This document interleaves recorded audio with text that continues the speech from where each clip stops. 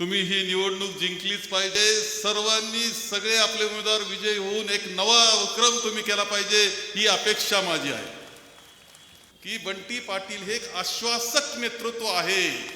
त्या पद्धतीनं काँग्रेसची खिंड लढवणारं कोण आहे आज, तर ते बंटी पाटील हे तुम्हाला सांगतो। तुम्हाला पुढचा महाराष्ट्र असा पाहिजे काय, हा प्रश्न मी विचारील। महाराष्ट्राला विधानसभेच्या निवडणुकीचा जाहीरनामा पुढचा तुम्ही हा करा, सरकार आल्याशिवाय राहणार नाही।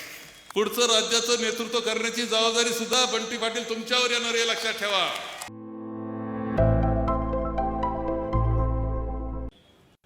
कोल्हापूरमध्ये मी आलो आहे आपल्याला शुभेच्छा देण्याकरता।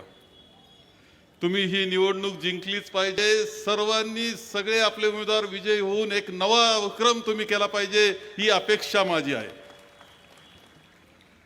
बंटी पाटलांचं आत्ताचं भाषण ऐकलं, तुम्ही ऐकलं। मी येण्या अगोदर भाषण सुरू झालं होतं, त्यानंतरही 15 मिनिटं बोलत होते, 15-20 मिनिटं बोलत होते, फक्त काम बोलत होते। तुम्ही लक्षात घ्या, काम बोलत होते। मला नवीन कोल्हापूर कसं पाहिजे, काय काय मी करू शकतो, या जनतेकरता काय करायचंय, मला त्यांच्या जीवनामध्ये आनंद कसा निर्माण करायचा, याच्यावर तुम्ही अर्धा तास जर एखादं व्यक्तिमत्व बोलत असेल, एखादं नेतृत्व बोलत असेल, तर आताच्या मगाच्या यापूर्वीच्या सभेमध्ये मी एक शब्द वापरलाय, बंटी पाटील तुमच्याकरता एक शब्द वापरला। मी पाहतोय, तुम्हाला अनेक वर्षापासून पाहतोय, तुमचं काम पाहतोय, राज्याच्या पातळीवरचं काम पाहतोय, विधान परिषदेमधलं काम पाहतोय, तुमचं कोल्हापूरचं पालकमंत्री म्हणून केलेलं काम पाहतोय, तुम्ही महानगरपालिकेत केलेलं काम पाहतोय। मी एक शब्द वापरला की बंटी पाटील हे एक आश्वासक नेतृत्व आहे। आश्वासक नेतृत्व याचा अर्थ ज्याला समस्या समजतात, त्याच्यावर मार्ग काढण्याकरता त्याची कल्पकता असते, इच्छा असते, आणि जी काही इच्छा असते की जो काही प्लॅन असतो तो यशस्वी करण्याची ताकदही त्या नेतृत्वामध्ये असते। लोकांना आश्वासक वाटतं का हा हे नेतृत्व आहे, याच्यावर विश्वास ठेवूया आपण। हे बंटी पाटलांच्या बाबतीत वाटतंय, कोल्हापूर करता नाही, महाराष्ट्राकरता वाटतंय, एवढं तुम्हाला सांगतो, महाराष्ट्राकरता। म्हणून ही निवडणूक निवळ बंटी पाटलांची कोल्हापूरची निवडणूक नाही, तर महाराष्ट्राला दाखवायचे बंटी पाटलांच्या पाठीशी कसा आमचा कोल्हापूर उभा आहे हे दाखवण्याची सुद्धा ही निवडणूक आहे। एका म्हणजे पुढचं भवितव्य काय आहे, काँग्रेस अडचणीमध्ये अनेक जण पळून जातात, स्वार्थी लोक जात आहेत, कुणी कोणत्या लालचेनं जातं, कुणी भीतीपोटी जातात लोक पळून, कोणाला सत्तेची लालचा, कोणाला कसली लालचा, जातात ते। पण अशा वेळेस कठीण परिस्थितीमध्ये, संकटामध्ये पाय रोवून उभा राहणारं व्यक्तिमत्व बाजी प्रभू देशपांडे, आपण माहिती आहे, आपला इतिहास आहे, छत्रपती शिवाजी महाराजांना गडावर पोहोचलं पाहिजे म्हणून खिंड लढवणारा जो होता बाजी प्रभू देशपांडे, त्या पद्धतीनं काँग्रेसची खिंड लढवणारं कोण आहे आज, तर ते बंटी पाटील हे तुम्हाला सांगतो। कोणाकरता लढायचंय, कोणाकरता लढायचंय, कारण लढायचं तुमच्याकरता, तुमच्या सर्वसामान्य हिताकरता, तुमची काळजी घेण्याकरता, तुमच्या जीवनामध्ये आनंद निर्माण व्हावा यासाठी।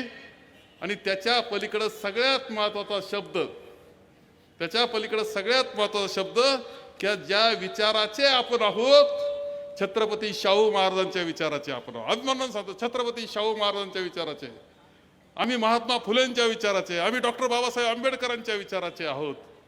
बोलणं सोपं असतं, कृतीमध्ये ते आणणं आणि बंधुभाव संपूर्ण शहरामध्ये ठेवणं, धर्माधर्मामध्ये वाद लावायचे, जाती जातीमध्ये भेद निर्माण करायचे, त्याच्यातून मताची पोळी भाजायची, त्याच्यातून धनदांडग्याला त्याचं हित करायचं, असे हे भारतीय जनता पक्षावाले, लक्षात ठेवा, असे हे भारतीय जनता पक्षावाले आहे। अशा वेळेस सगळ्यांना बरोबर घेऊन मला चालायचंय असं म्हणणारे काँग्रेस आहे आणि बंटी पाटील आहेत। कोल्हापूरमध्ये जे वातावरण आपल्याला आणखी चांगल्या पद्धतीने काही वातावरण मध्ये झालेलं दिसतंय, त्याच्या स्वार्थी राजकीय हेतूने लोक वातावरण तसं तयार करतायत, आम्हाला बदलायचंय। आणि हा शाहू महाराजांचं हे गाव आहे, हे संस्थान आहे, दाखवून देण्याचं काम तुम्हाला करायचंय। आणि म्हणून एक आश्वासक नेतृत्वाच्या पाठीशी उभं राहावं ही विनंती करण्याकरता सुद्धा मी तुम्हाला आलेलो आहे। साधारणतः ह्या निवडणुका आपण पाहतोय, बऱ्याच काळापासून अनेक गोष्टी आपल्याला दिसत आहेत। केंद्राचा निवडणूक आयोग काही खरं नाही, राज्याचा निवडणूक आयोग तर काय वागतोय त्याला काही तपासच नाही. आता पहा, जिल्हा परिषद कधी होणार आम्हाला कळत नाही. तुमच्या लागल्या एवढं तरी बरं झालं. तर जिल्हा परिषद मध्येच निवडणुका थांबवल्या, परत पुढे घेतल्या, परत त्यांनी काल सगळा गोंधळ. याला गोंधळाचं एक कारण आहे की ते स्वायत्त संस्था आहे, पण स्वायत्त राहिलेली नाही. सरकार हस्तक्षेप करायला लागलं आणि सरकारच्या म्हणण्यानं ते वागायला लागले. हे कारण त्याला आहेत. हे संपूर्ण देशातल्या स्वायत्त संस्था गेलेल्या आहेत. सगळ्या अडचणी संपूर्णपणे देशापुढे अडचणी निर्माण झालेल्या आहेत. अशा वेळेस आपल्याला आणखी एक चित्र या निवडणुकीमध्ये दिसलं महानगरपालिकेच्या. एक दिवस सगळ्या पेपरचे हेडलाईन आहे काय पहा. सगळ्या पेपरच्या हेडलाईन आहेत की उमेदवारी अर्ज मागं घेण्याच्या वेळेस दुसऱ्या दिवशी दहशत, लालच दाखवणे आणि खुनापर्यंत जाणारा महाराष्ट्र लोकांनी पाहिला. ही परिस्थिती का झाली महाराष्ट्राची? बिनविरोध झाले. 70 बिनविरोध होऊ शकतात.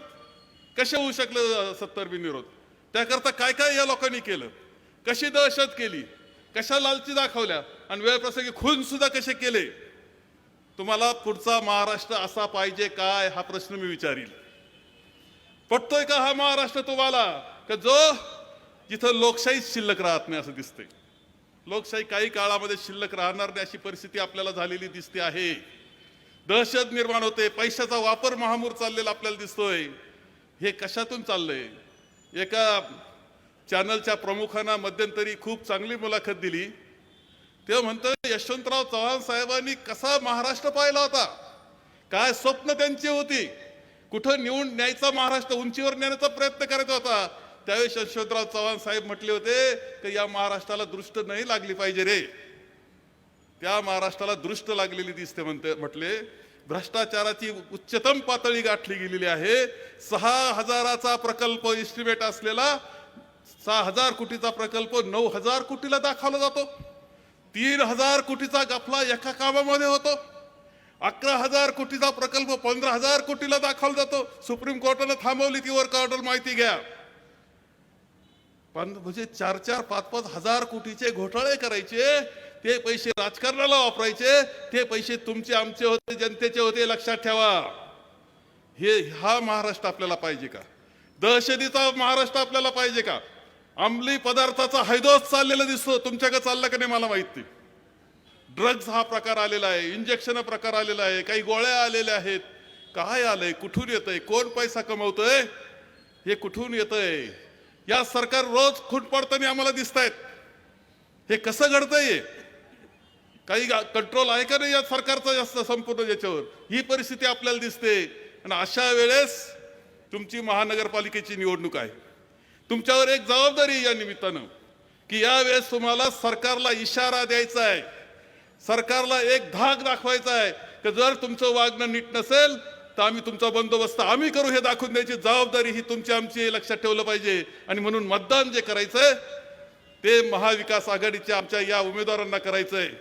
अत्यंत चांगले उमेदवार दिलेले आहेत, नीटनेटके उमेदवार आहेत, अत्यंत कामाची परंपरा असणारे, सामाजिक कामाची परंपरा असणारे उमेदवार दिले आहेत. बंटी पाटलांनी आणि शिवसेनेच्या नेते मंडळींनी अत्यंत मनापासून बांधणी केलेली आहे. भरपूर मेहनत ते घेत आहेत. आणि बंटी पाटील, तुम्ही जे कामं आता सांगितले ना, आम्ही ऐकले ते. मला वाटतं महाराष्ट्राला विधानसभेच्या निवडणुकीचा जाहीरनामा पुढचा तुम्ही हा करा. सरकार आल्याशिवाय राहणार नाही.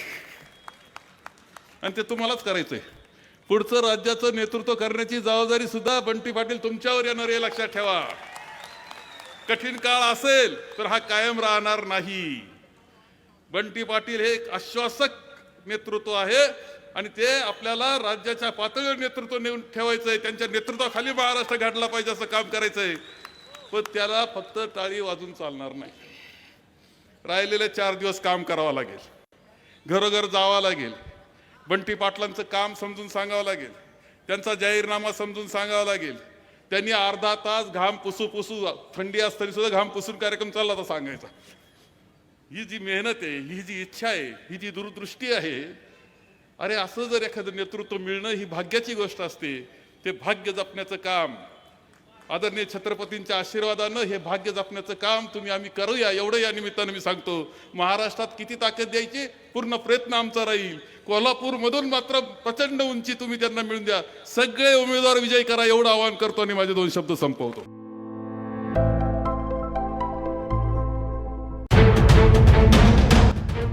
राजकारणातला किंग मेकर, सत्तेच्या सारी पटलावरील वोट कटर, बाजी पलटवणारा गेम चेंजर.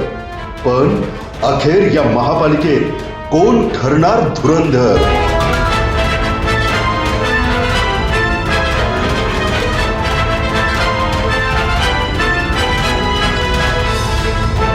पहा फक्त लाईव्ह मराठीवर.